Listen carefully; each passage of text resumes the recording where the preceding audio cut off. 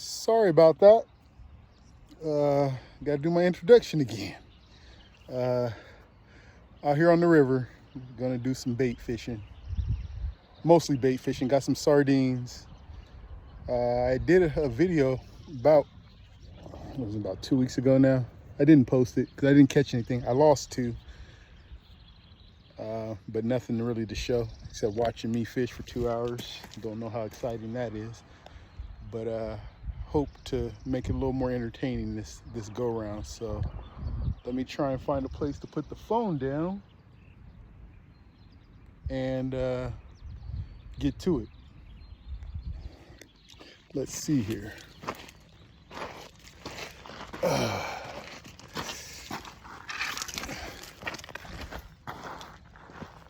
It's not much shade around here, so gotta try and keep the phone in the shade for one thing. How's that look? See if you can see me. All right, yeah, should be good. Just set up like right here. Yes, looks good. Looks good. Here we go. I'll try this rod holder. See how it works. It's not too bad. It's not too bad. Don't need no poles being jerked into the water. So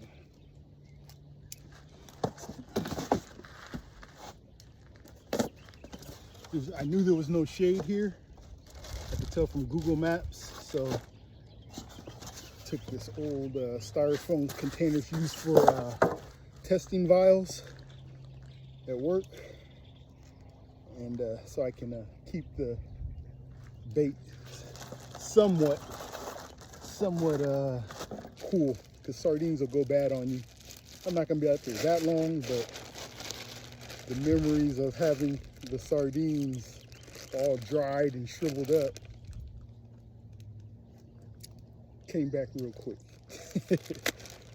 Not that you won't catch anything, but it's not ideal. You want your bait as fresh as possible. So here's what I'm using this. It's still got the frost on it and everything. Nice and cold sardines. It could be sardines or anchovies. I got my towel here for wiping the nastiness off. Put this under here.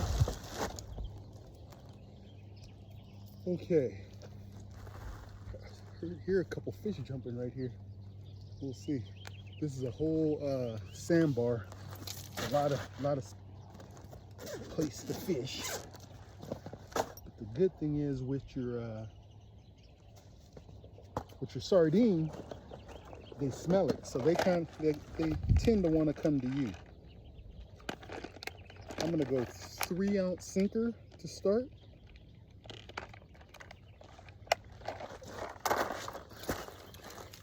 Three-ounce round sinker.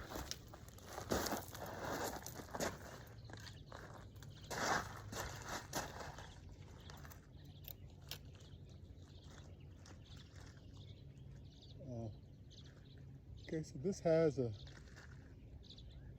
this is pretty much ready to go. Almost. I just would need to. I can put the sinker in here. There's a lot of ways I can do this.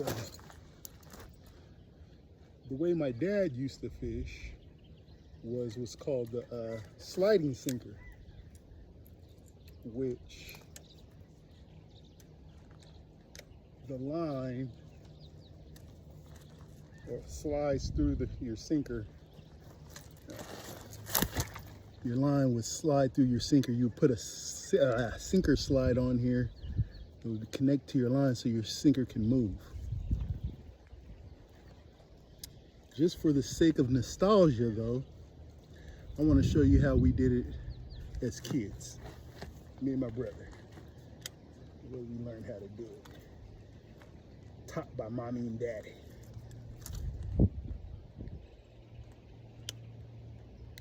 Don't bite the line with your teeth.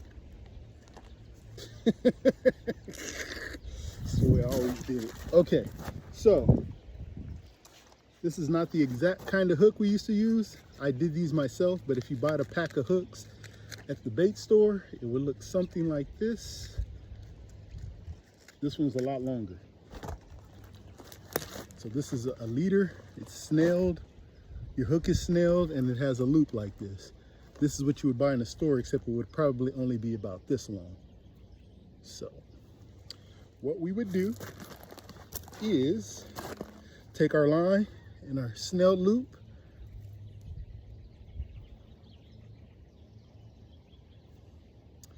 and we would twist, we'd put it through like that, and we twist it about that much. That's probably like 3 or 4, no, that's about 6 twists. And then you come back through your twisted loop that you made right here. You come through that, boom, and you pull that line down. And that makes your knot right there on top of your loop, right? And then you do the same thing with your sinker. You take your sinker, you put it through, and you twist it, and you put it through. This loop is gonna be a little smaller, but you put it through the loop that you made from twisting, and you tighten it, boom, and you're ready to fish. We used to do that so fast, we hit the water, we'd be in the water already while I'm talking. So the way that would look is, so you'd have your sinker here and you'd have a hook about right here. But mine's is gonna be dangling down just because I did it for nostalgia. So while I set up my more serious rod, I'm gonna get out as soon as I cut a piece of bait. Okay. Still recording and everything? Awesome, awesome. So,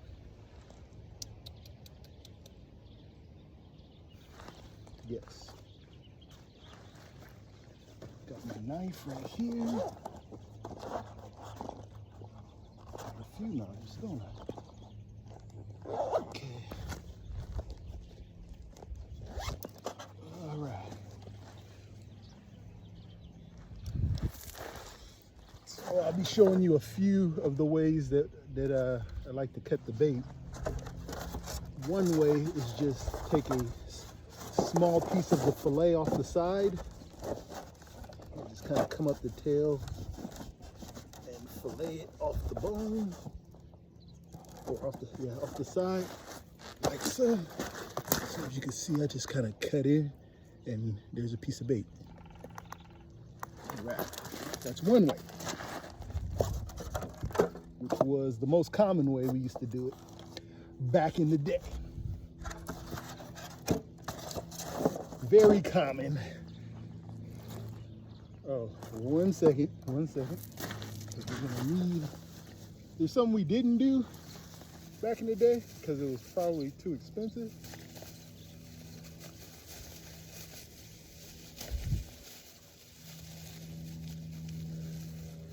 So we just casted it out and hoped for the best, right? Which I'm gonna do, but I want to just show you. So what we would do is we take a piece of bait like this, which my dad would say, cut that in half, that's too big. Because we were just little kids, right? We didn't know what we were doing, so we just were there for fun. Oh, sorry. So I went in once, turned it, went in again. That's good enough. I'm an overachiever, so I always turned it one more time and go in again. That's well on the hook there, as you can see. And what I like to do in my later years was this. Of course, that's the wrong end, isn't it? Come on. Well, yep. The funnest stuff on earth right here. Okay. Now, if you were lucky enough to get the right size, Okay, so all you need is about that much unstretched. That's plenty. Okay. And I want some of this to come off because we want to call the fish. So I'm just tying it real lightly right here, because if I did the whole thing, it wouldn't come off. So I just want to hold that on there like that. It's tied right here. So that's going to hold that on just a little bit more, because the baby stripers really peck at the bait. Okay. So that's ready to go. Haven't used this bait caster in a while. So, yeah, bear with me. On camera too, I'm being brave right now. Let's see what I can do. Maybe I have to tighten this up a little bit so it doesn't backlash on me. Okay, here we go. And not too bad. Not too bad.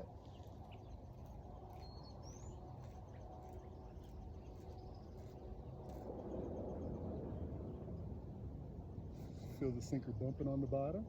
Very good.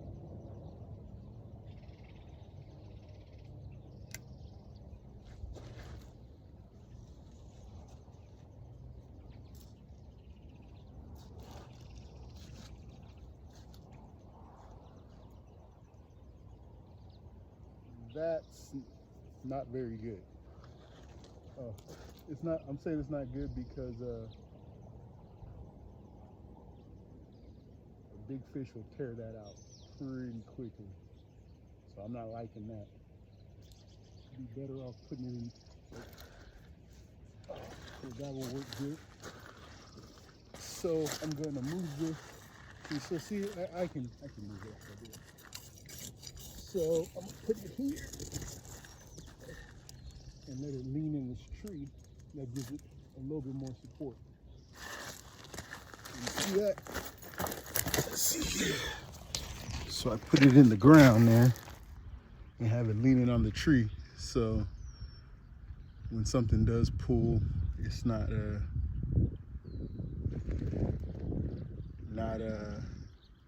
it can't as easily just pull my pole into the water.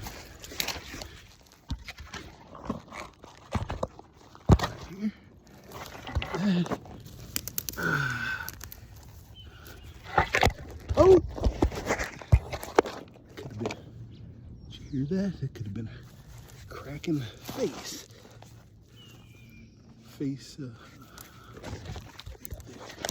That better. Can you see the pole? See if we can see it. Right. Awesome. Okay. Stringer for the catch.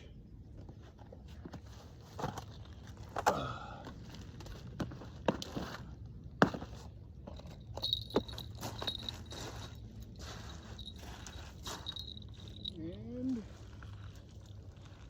first cast, you have to check to make sure. Okay. Make sure that you know you're not snagged. If you're not snagged, you can get some bites. If you're snagged, you need to cast somewhere else.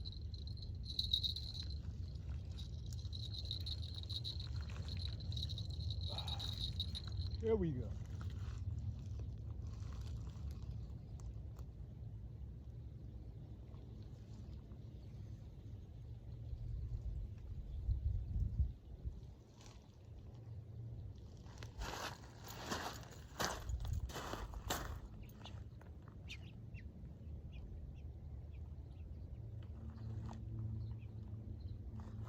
So, and that's about as scientific as that is. Lines in the water, little bail there, waiting for it to start shaking.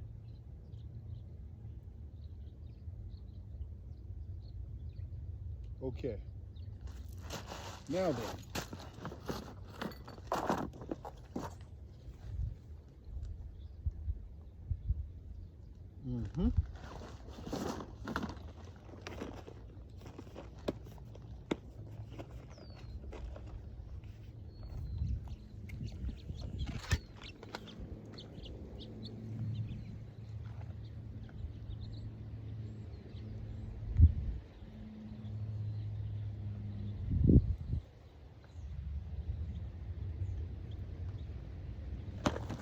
looking for is not in there.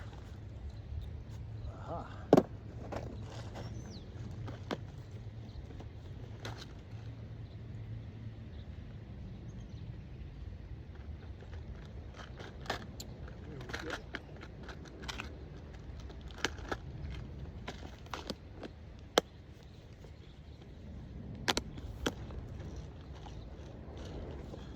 Okay, that's that way.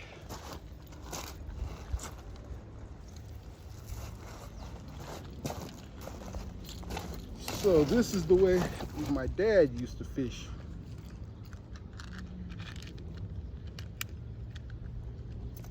And of course, he used to always catch more and bigger fish than us boys, but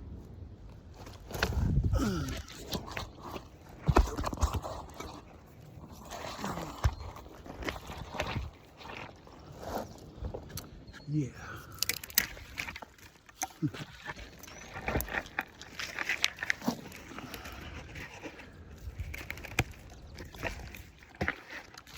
Dust. Oops, sorry. Still there? Okay.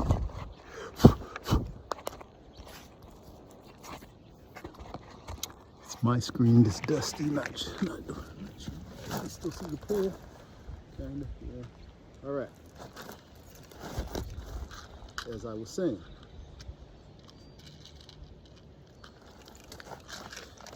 this is, which is a better rig for a lot of reasons. Here's this sinker slide I told you about. But if you see here, it broke. That broke off from the last time I was fishing. The last place I was fishing, I was getting snagged every cast. Just lost the sinker though, so that's good. So what I need to do is just replace that.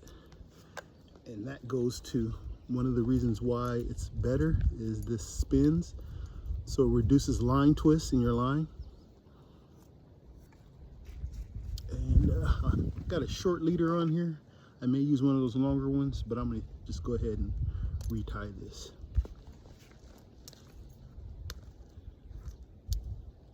This is braided line, so there's no way I'm biting this. I'd be trying to chew through it for hours. 80-pound test. I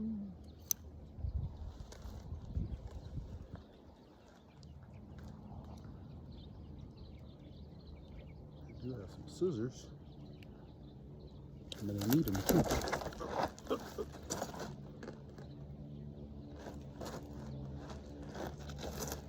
I'm gonna need my scissors right here. Okay.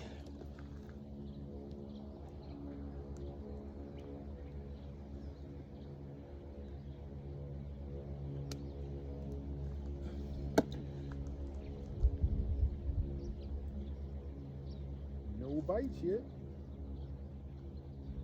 Okay, so that's good. Yeah. Okay. Here's that snail I was showing you, right? Snailed hook that I did myself.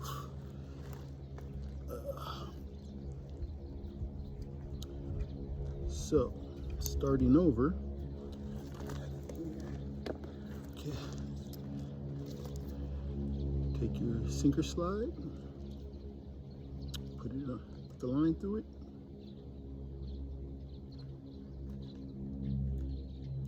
Line through. Okay, that's the first thing on your line. Then you want to put beads. These are little rubber stoppers I'm using. And the rubber stopper is to stop this from wearing your knot out. I'm putting on 2. Okay. Now, because this is braided line, if I did that spin knot, it would pull out. You'd be surprised how easy that kind of knot will pull out with braid. It just slips. You put stress on it and it would just unravel. It might feel tight enough in your first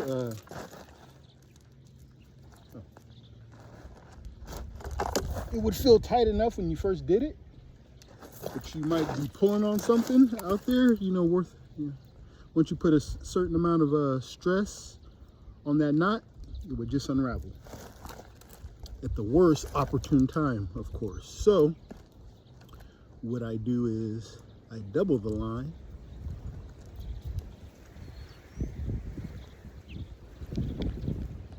and do the same thing, except the mechanics are a little different. So there's the loop that we put it through, and then I come around like this. 1, 2, 3, 4, 5, at least 6 times. I'm gonna go one more. And then you take that double loop and you put it through here. You pull your finger out, you pinch the line coming through the loop here, and you tighten it down. So you have 3 tag ends with this one. So you gotta snip this, and you snip this. And you got that nice big fat knot right there. It's not going anywhere. Not going nowhere. Okay, so as you can see, I haven't got any bites on that first rig. One of the reasons is the current's really strong, and it's put my bait really close to the shore. So my heaviest sinker that I have here anyway is 5 ounces. So I'm gonna go with the heavier sinker on this rig, like so. And I'm gonna put on a bigger piece of bait. We're gonna try another bait variation here, which I'm going to show you is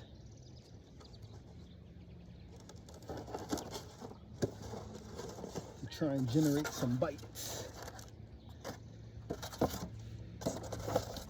And you could do this with either end, but I'm gonna put this put the head on with about 1 inch of body on there.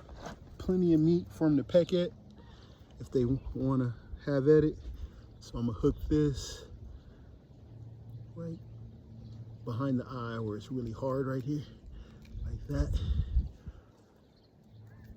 So and I'm not gonna put any string or anything, because where I hooked that's gonna stand there well enough to see. And also what I'm gonna do is take that other line out, move it, because I want to, oh, I don't have to, I think I should move it.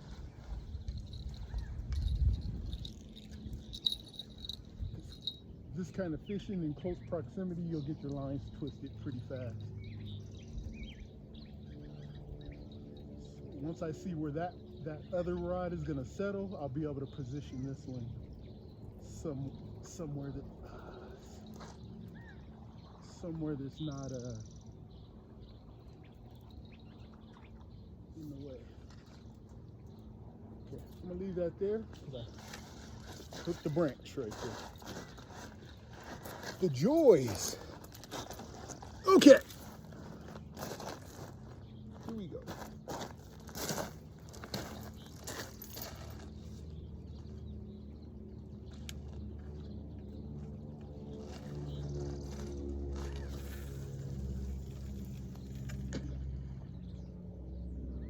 It's not very deep right here.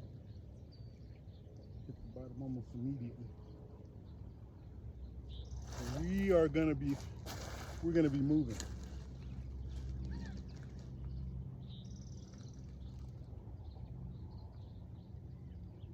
I think.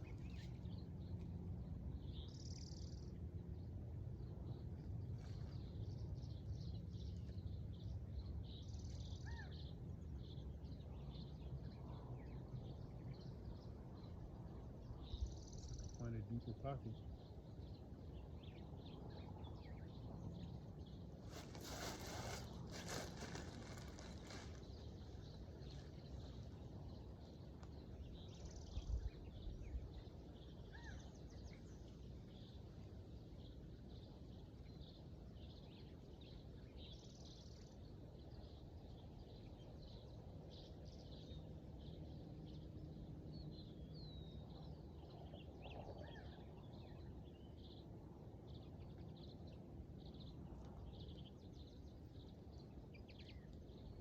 settling a little bit further out with this heavier sinker, so that's good. So here.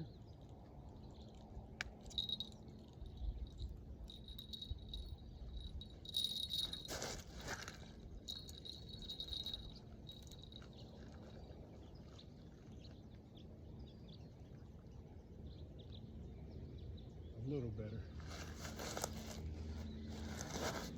I'll be right back.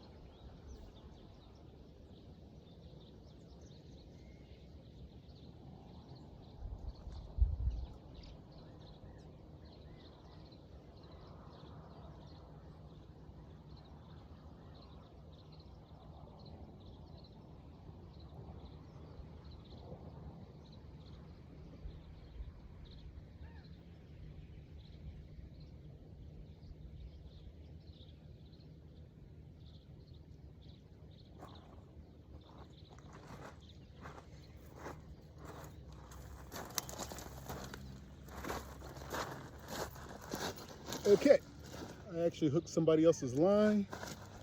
As you can see, that bait is pretty much untouched. So, now, why am I a productive fisherman? Because I'm a productive thinker, progressive thinker, or something like that. So, I could just sit right here and watch my pool, and whatever happens, happens, or I could try different things. I can move around. I can grab a spear and go jump in the water, huh? I could do a lot of things, but what you're trying to do is catch some fish, right? So I don't like this spot right off the bat, just how my line is positioned and everything, but I'm not gonna just leave it. What I'm gonna do is I'm gonna walk this one down a ways, cast it, put a bell on it, and kind of get things ready to move this one to that one, sit there, and kind of progress down. Make sense? So I'll be right back.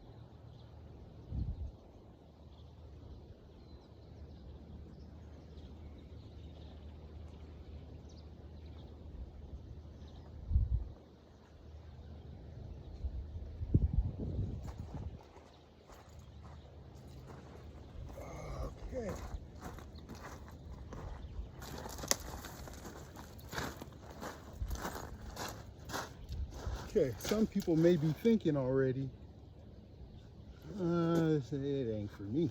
Okay? There's a lot of stuff going on that I don't understand.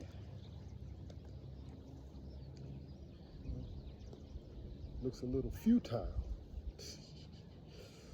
Maybe that's what you're thinking, something like that. Well,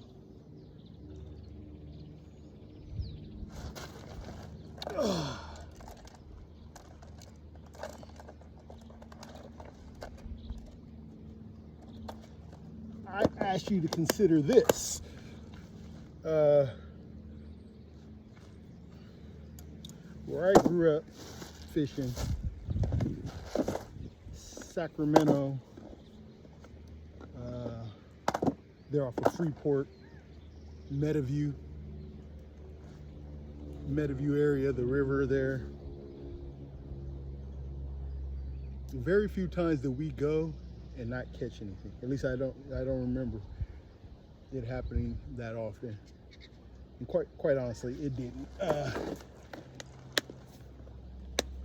We'd always catch a little catfish, lots of little striper, and some big striper and big catfish. But the river was so healthy down there. I used to go down there and just cast lures down there and catch smallmouth bass on a regular basis.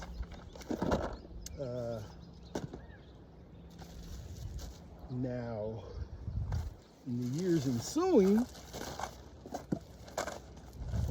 I haven't. They shut down a lot of the fishing down there because people trashing the bank and things. I'm gonna have to get down there and go to one of my old spots. I may have to have somebody drop me off down in one of my old spots down there, and we'll have to see. But I can just take a small pole. The fish just jumped there. Wonder what they are. Yeah, just it doesn't have to be, a whole bunch of all this tackle and stuff that I'm using. Just like I showed you, that simple rig, hook and a sinker, and a fishing pole with line, and some bait. And for those little catfish, you only need, some worms.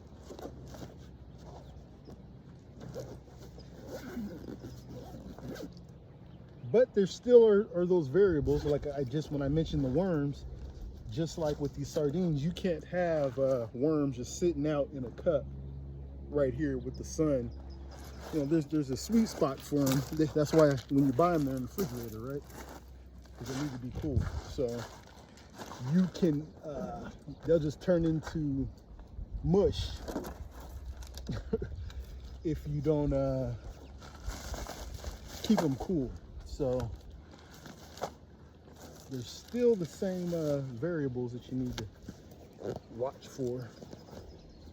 But you take your bait, worms or sardine or anchovies down there, and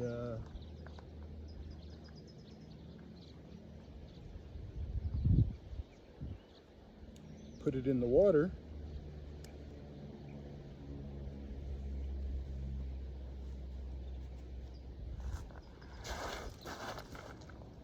A couple of spots in my memory, if like right now, the pole would be biting. It wouldn't be the big fish or anything, but you'd be getting some bites, and within a half hour, you'd have a catfish or two on your stringer. Just the way it used to be.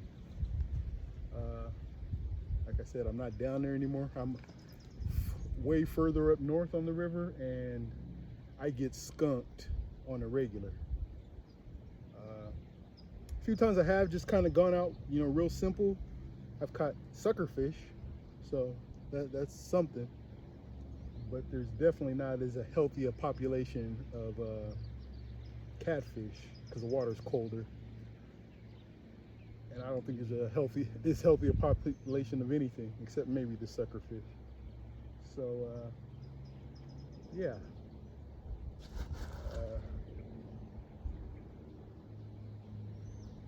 I don't even, I've never been to the spot before, right? I'm talking about getting in my car, going to a spot where we've been catching fish for years. That helps, right? Now, so what do I have to do in the meantime? Put in the work to find a spot that I can trust to go to. That takes work, or I can just get discouraged and not come back, right? But you stay persistent, consistent, progressive, and looking for your spots, you find it, and you go back. You do good again, and you go back, you do good again. You go back and, you know, you don't do so good, but more consistently, that spot pays off.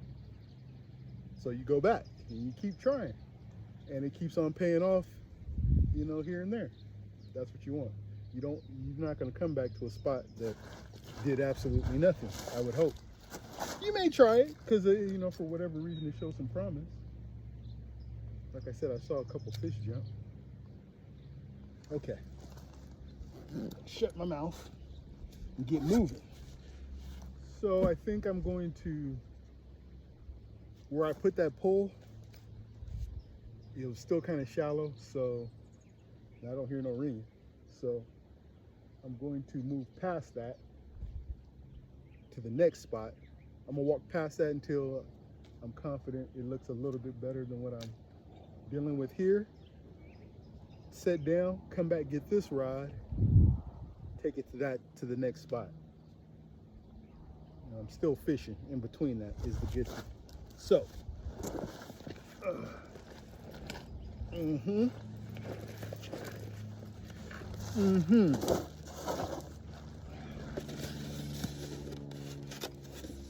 This isn't gonna make it the entire trip. That's okay. You wanna come with me? Let's go. We've been at it 39 minutes. And we're going down there. Oh, this is my lure pull, which it's late May.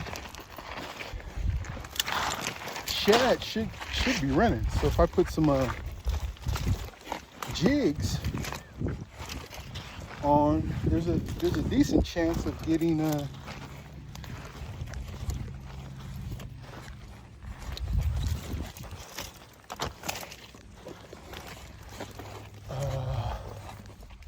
shad. Yeah, shad.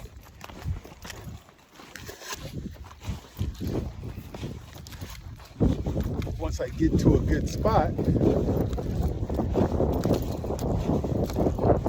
probably just keep one pole with the bait in it, with the bait on it, put on some jigs, see if I can't make something happen. So I came from over in those bushes, as you saw, right back there. I'm coming up here. That's where I put my pole, right there, with the bell on it, just waiting, and we're gonna go down that way. The wind is blowing pretty good, so it's shaking the bell around just gently, but if that pole was to start jerking violently, that bell would be ting-a-linging, which I hope to give you the joy of hearing. Ha ha ha. Yeah. See, my line is going, it's real close to the bank. And if you can see right here, see what's close to the bank, it's real shallow. Now, if that was right down deep, if there was some deeper water, yeah, but it's sunny. Fish don't want to be like right there. So they cook, right? So they want some deeper water. Scraping my tip of my line.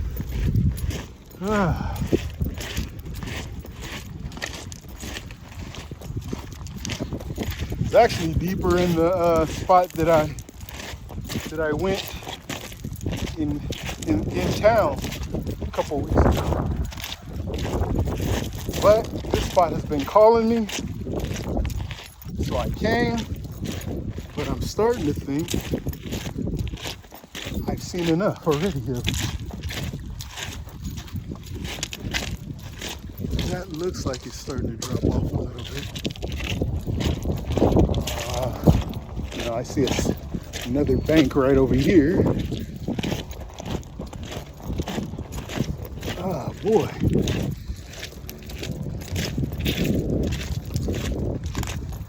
Another part of fishing, know what you're looking for, right? Know how to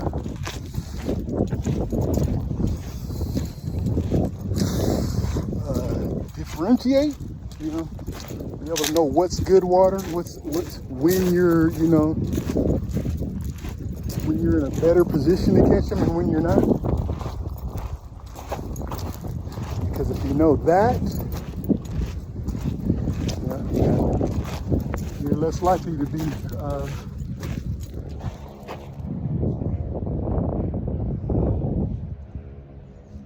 if you can see in there, I don't know if you can see it. Out there, about right where the tip of my line is going there, my pole, there's like some vegetation. That's something. There's gonna be like little, you know, crawdads, minnows, little fish, little food that'll attract other food. And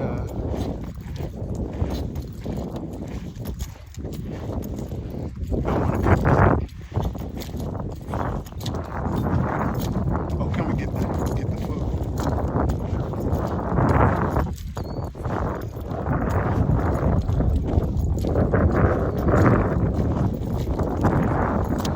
All this looks the same, so if I was to stop, every spot looks as good as the other. Now, as soon as you find something different, now that's noteworthy, isn't it? You can fish in the same spot, and if the same looking spot gave you nothing, what do you think the spot that looks just like it is going to do? It doesn't mean it's not going to do anything, but chances are it's going to do just like the spot that looks the same.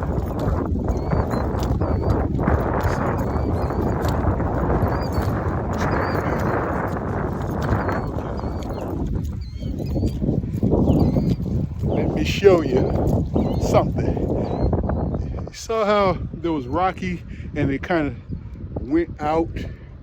That is kind of sloping down from about right there. When it gets to about right there, it's a little deeper, a little bit. This, if I don't find anything better, I got to go with this, just because it seems like right from here to here, maybe a little deeper. That's what it looks like. And it's a lot sandier.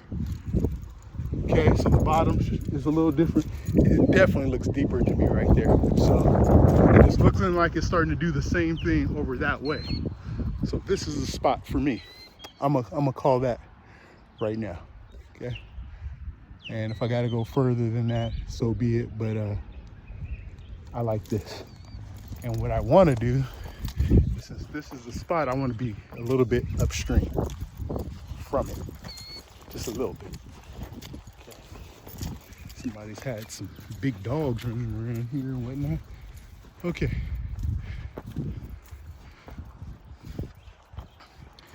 Yeah. This is it. Now, as far as videotaping, I'm gonna have to figure that out. Should I go a little further down? Let's go a little further down. Just because I want to know when I stop, I can give it the go, you know. So I'm thinking about what's around the corner. What if I just went a little further? Would I get better? Leave it all out there, man. Leave it all out there. Let's go look at the water. The water, man. Oh, this really looks like willow, don't it? It's like willow to me, or oleander or something. That looks interesting. It's about the same thing with some vegetation. Only thing is that could cause some problems reeling in the fish, getting caught in it, things like that.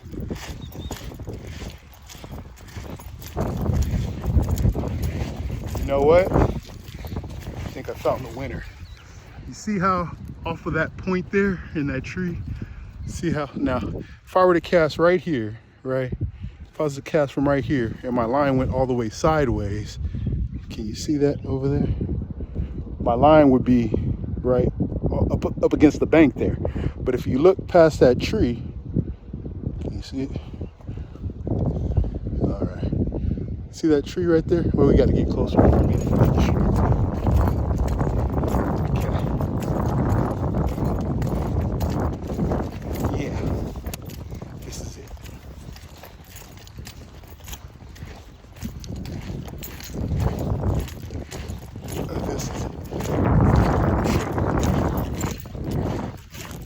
See that? See, let's drop it off right there. See if you can even see the little ring. I could walk back this way, but I'm going to show you why. What I'm looking at is, yeah.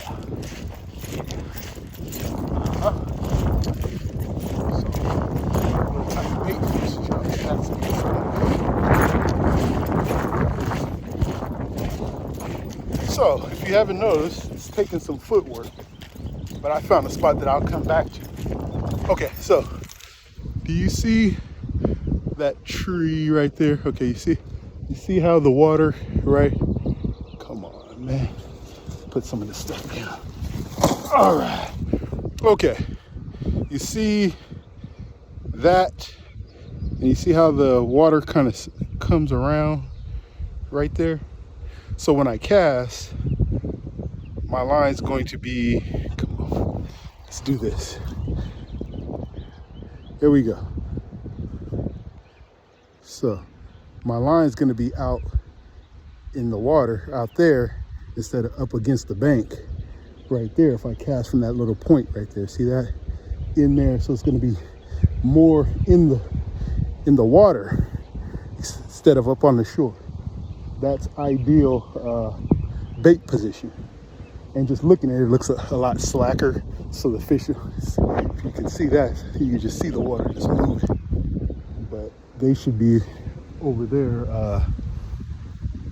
yeah, waiting for me. People waiting to prove me wrong, saying, that boy don't know what he's talking about. Could be. I believe in me.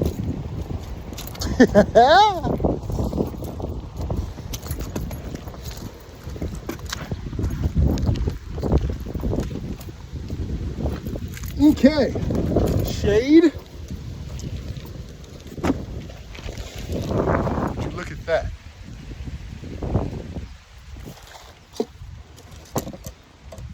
Just keep looking. Don't settle.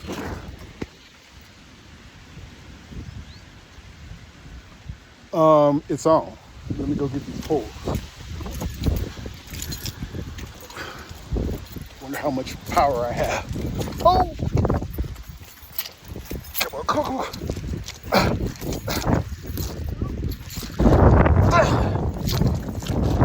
Got it.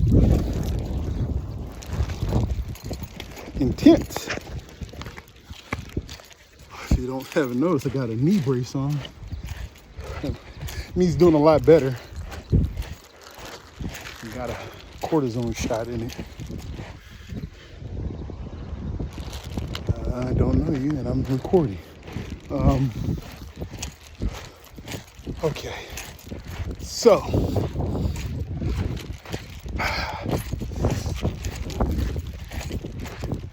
what was I saying? Oh yeah, my knee got a cortisone shot in it. I'm gonna be doing some physical therapy next week, strengthening my quads. And they say that's why I'm putting a lot of extra tension on my knee that needs some help. So, and my Achilles on the other side has been taking the brunt of the compensation. So it's feeling. But I am happy to say, scale yesterday evening, I was 225. down from 258 on the 15th of April. So that's a little over 30 pounds. And yeah, I think like you say, it feels a lot better. And trying to get down another at least 10 more pounds, at least. We'll see where it's, stops feeling good and maybe causing other problems. Hopefully not, but I've been fasting pretty heavy to get that weight off that way. That's kind of why I'm talking a little, a little choppy. Getting a little exercise though. I believe I got down here about 2:30, so it's only like 3:30. I'm gonna use all that sardine before I leave. That's the rule. Sardine has to be used. I'm not taking it home. So when I get down there, I'll put a couple big pieces of bait. And so I hope that when this video is done, and you'll probably know by the video, what do they call the main picture, that you see to click on the video. You'll know if I caught anything or not, because the fish should be on there.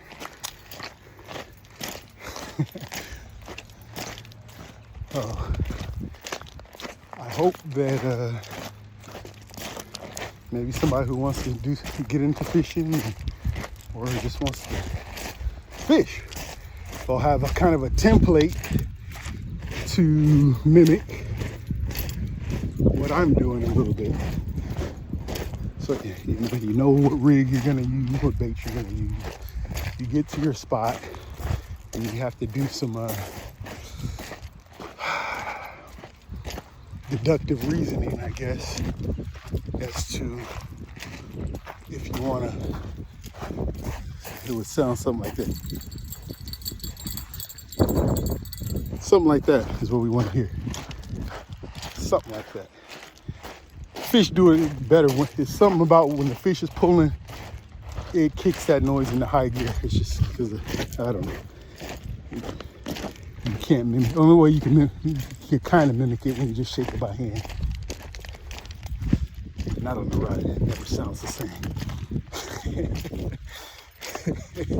Nothing like it.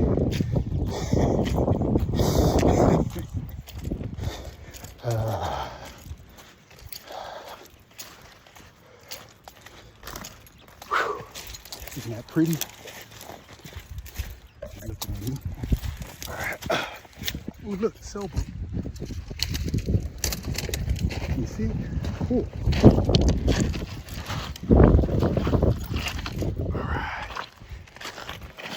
I'm gonna put you down, reel it up.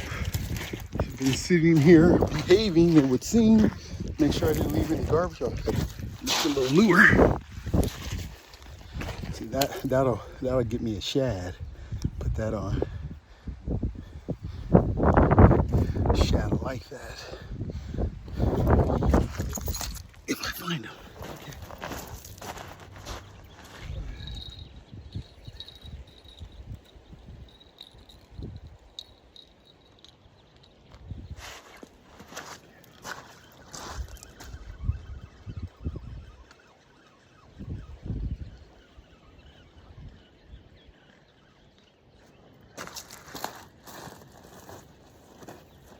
Don't want to get that same branch I got last time.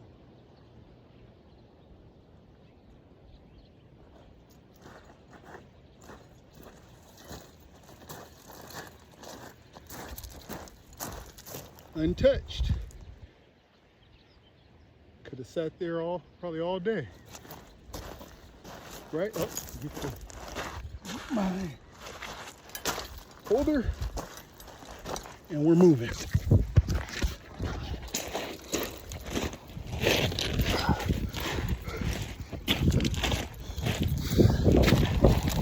So coming to totally unfamiliar territory.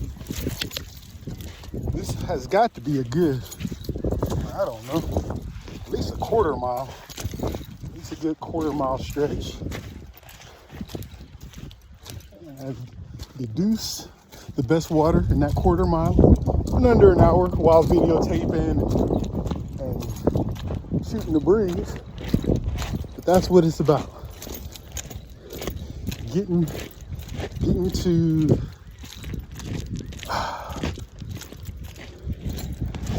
the place where you're best likely to succeed. Come with me. Now, am I gonna get some fish where I'm about to be at? Don't know.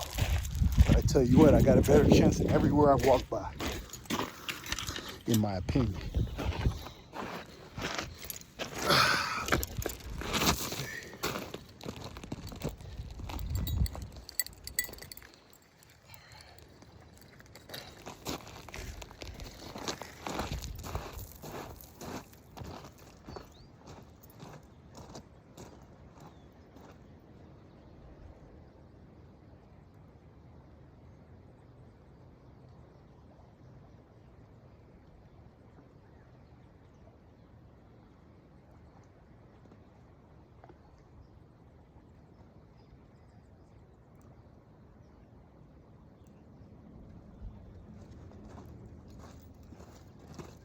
The bait on this one is a little worse for wear. I could make a claim to that I got some bites, but that's the thing too. Little fish won't sound your bell. It doesn't, well, unless you have a really sensitive bell.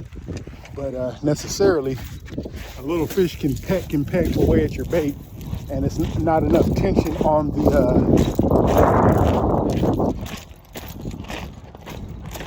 the rod to actually make the bell shake. So the bell is for when, there's a fish that needs some attention at the end, and then when that bell is ringing.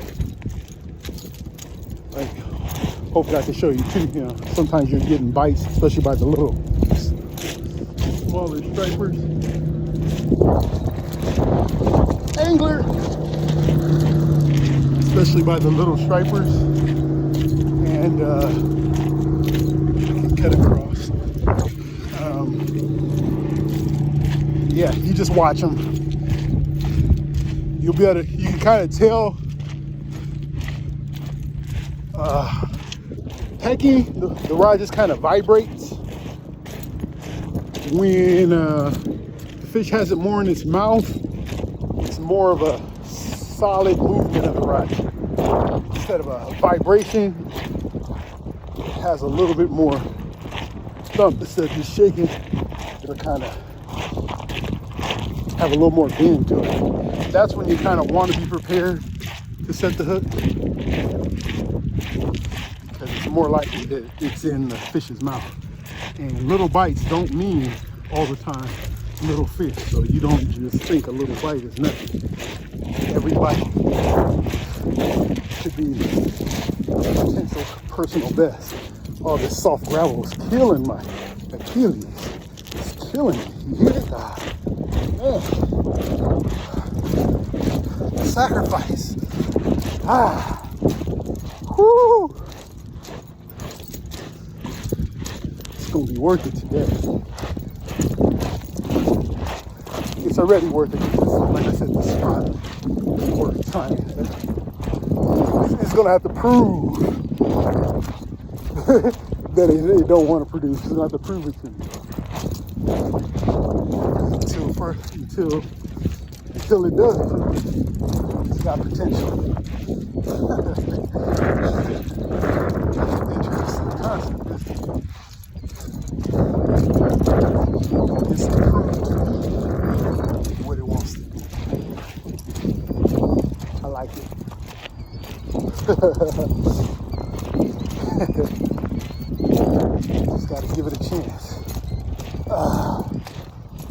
Whew.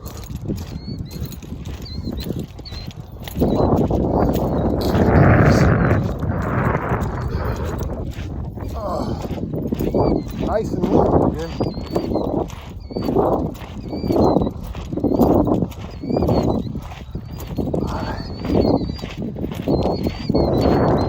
It's a lot of wind.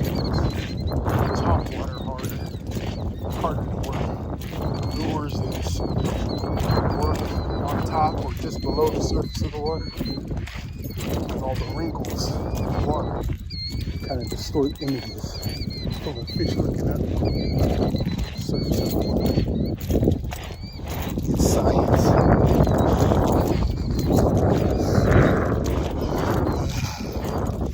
All right, almost there, almost there.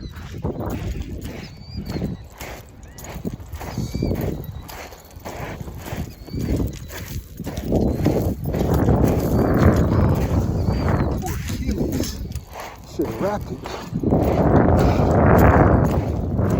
But it's Friday. I can be later. Gotta get home, feed the rabbits. Make sure the garden's watered.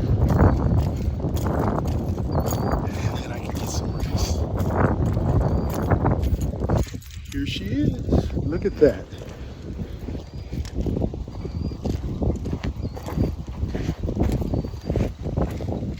Okay. The plan shall be the stronger. Oh, would you look at that water just running right there? It's almost like an eddy right here. See how the water's going that way? You can see it. So these are hard to determine where's the best spot when that happens, but it's always some fish somewhere around it. So the water's going that way, and somewhere in this it turns and starts coming back the other way. That could just be because of the wind, though. Could be. I'll be able to tell when I cast out there. Let's take a look. I might need to put my earbuds in so you can hear me wherever I go. Huh. Yes, that's a good idea.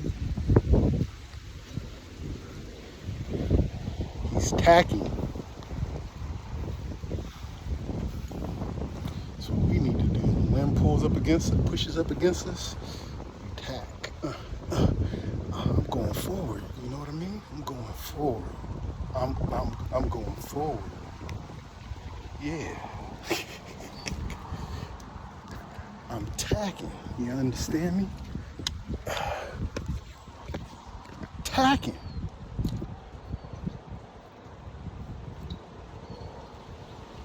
Yeah.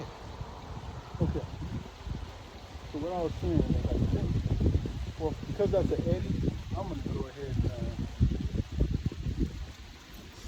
yes, we can figure it out. We can definitely figure it out.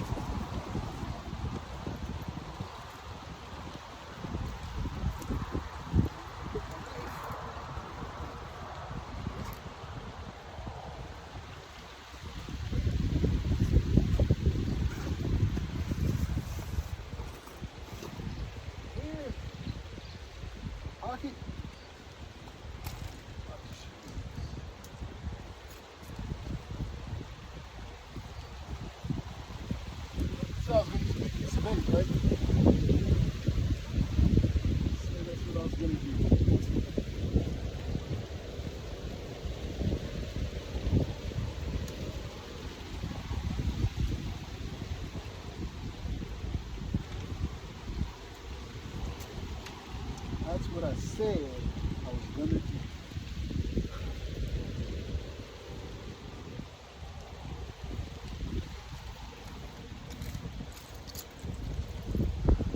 That's what I said I was gonna do. One, in two, in three. I think I'm gonna wrap that just a little bit right there. Good offering.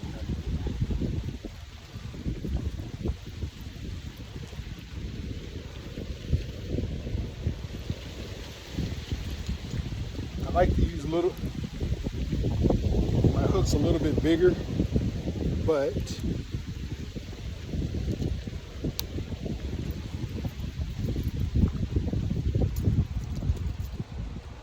this particular rig was the one I was showing you,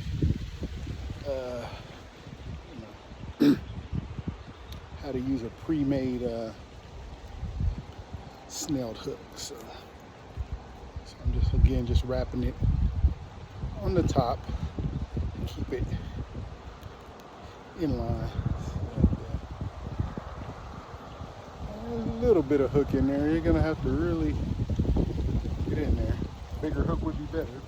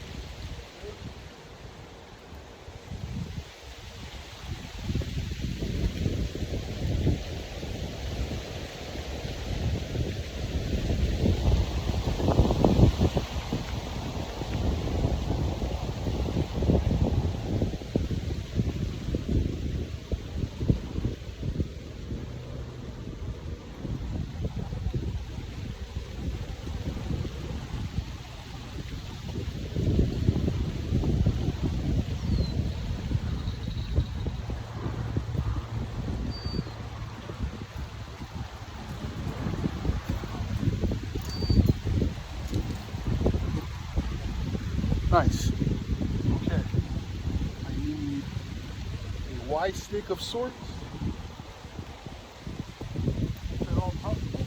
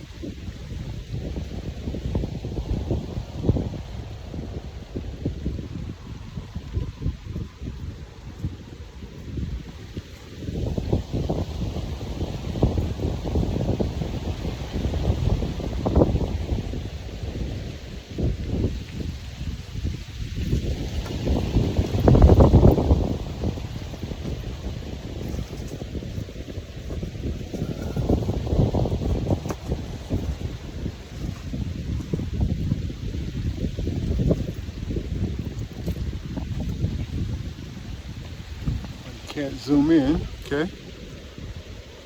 1 hour, 12 minutes. I don't know how much battery I have left.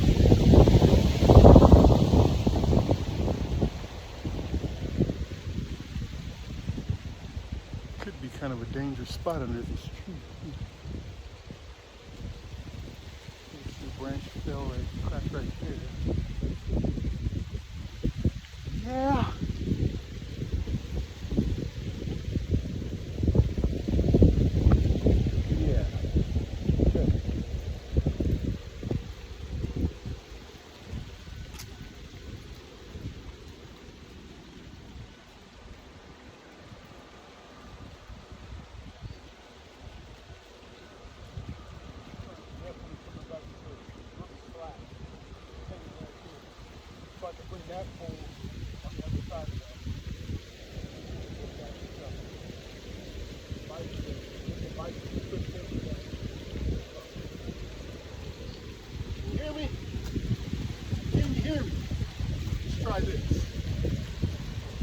try some earbuds.